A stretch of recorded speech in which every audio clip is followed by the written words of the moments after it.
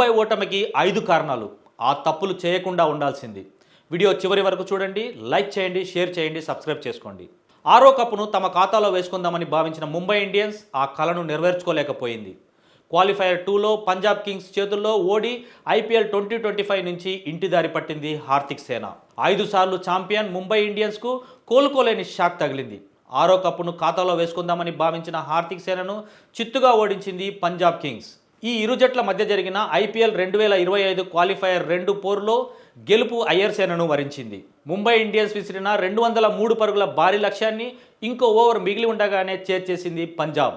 ఈ విజయంతో పంజాబ్ ఫైనల్కు చేరుకుంది. ఒక దశలో గెలిచేలా కనిపించిన ముంబై ఇండియన్స్ ఎలా మ్యాచ్ను మిస్ చేసుకుంది? ఆ టీం ఓటమికి కారణాలు ఏంటి అనేది ఇప్పుడు చూద్దాం.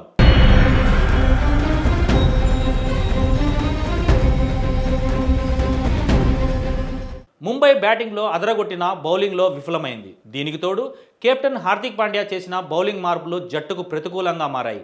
18వ ఓవర్ వరకు బుమ్రా చేతికి బంతి ఇవ్వకపోవడం ఆ టీం విజయావకాశాల మీద ప్రభావం చూపింది.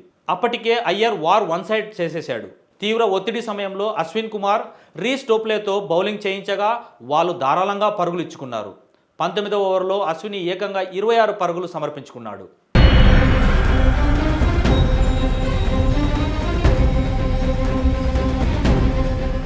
జోరు మీద ఉన్న నేహాల్ వదేరా 29 బంతుల్లో 48 పరుగులు చేశాడు. అతని క్యాచ్ను జారవిచ్చాడు ట్రెంట్ బౌల్ట్. అతడు 13 పరుగుల వద్ద ఇచ్చిన సులువైన క్యాచ్ను నేలపాలు చేశాడు. దీంతో రెచ్చిపోయి ఆడిన వదేరా అయ్యర్తో కలిసి 4వ వికెట్కు 84 పరుగులు జత చేశాడు. 4లు 6లతో విరుచుకుపడ్డాడు.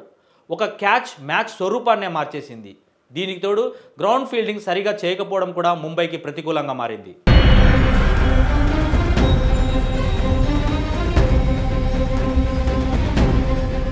బుమ్రా రాణిస్తే ముంబైకి తిరుగుండదు. అతడు వికెట్లు తీస్తూ పోతే ఎంఐని ఆపడం ఎవరి వల్ల కాదు.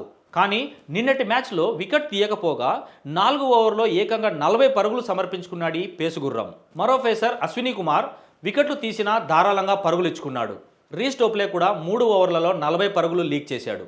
ఇలా బుమ్రాతో పాటు ఇతర బౌలర్ల వైఫల్యం కూడా ముంబై విజయావకాశాలకు తీవ్రంగా గండికొట్టింది.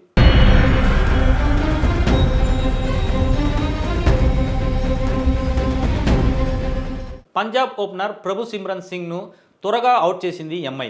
కానీ ఆ తర్వాత వికెట్లు తీయలేకపోయింది. ఫేసర్లతో పాటు స్పిన్నర్లు కూడా బ్రేక్ త్రూలు అందించలేకపోయారు. దీంతో ఎంఐపై తీవ్రంగా ఒత్తిడి పెరిగింది.